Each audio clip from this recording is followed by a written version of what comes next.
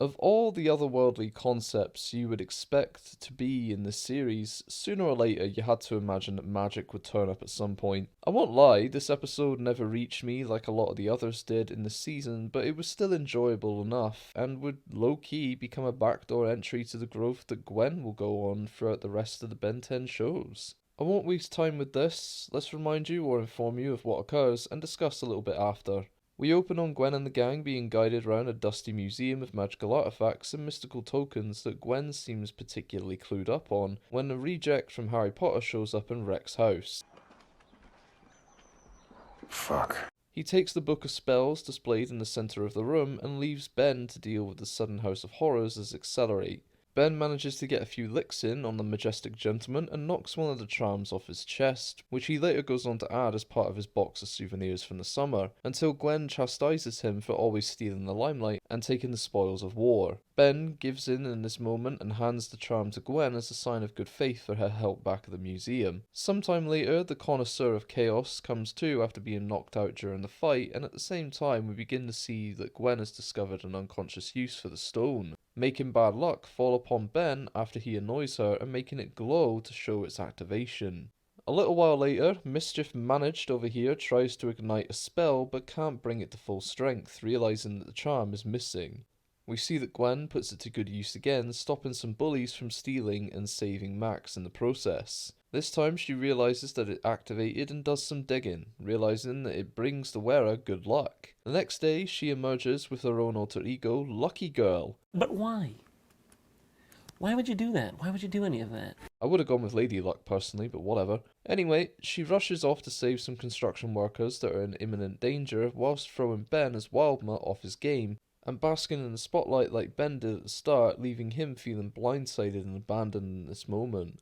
The Wicked Wizard of the West spots this heroism and sets his sights on finding her. A little while after, he decides to renovate another building into a haunted attraction to lure Gwen out, and it works, but she's sent retreating after witnessing his true power.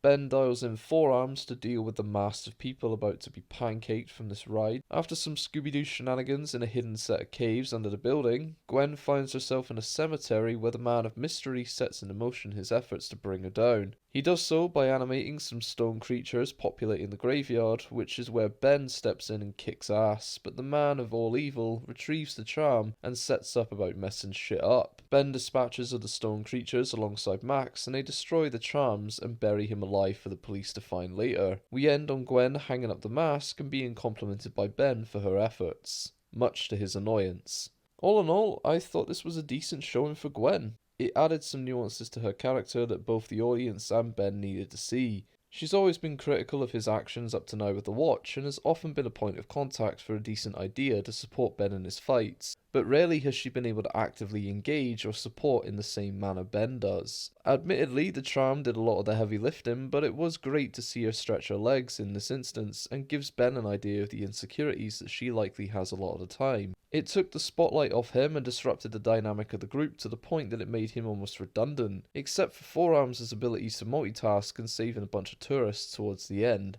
Ben got to see her potential and became jealous, something she's had to live with for so long, watching him parade around with the Watch and demanding attention after, that it felt deserving to receive this comeuppance. It was interesting as well to learn that Gwen possesses a natural connection to magic that would allow her to utilise the charm's abilities, and as we'll see throughout the rest of the show, she can achieve much more when given some room. I thought the idea of the charms were interesting as a means for physical manifestation of magic, but to lose them straight after this fight lessened their impact in the end, especially as it would have been cool to see Gwen master the strengths of such power.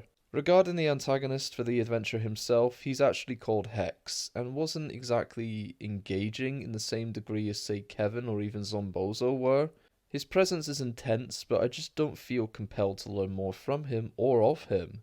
I like the getup and the introduction of mystically based characters in this universe, including Gwen, but let's be honest, it loses its effect and power when you consider that Gwen picked up a lot of what he could do in less than a day with the charm that he likely spent years trying to master.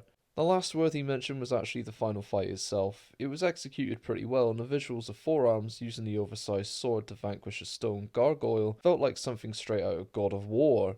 Anyway, that's all I've got on this one. It's a little shorter, but there was honestly not much else to discuss except Gwen. I appreciate you watching nonetheless, and I hope that you'll stick around for more in the future. Please leave a like on the video and subscribe for more down the line, and until then, take care everybody, and I'll see you soon.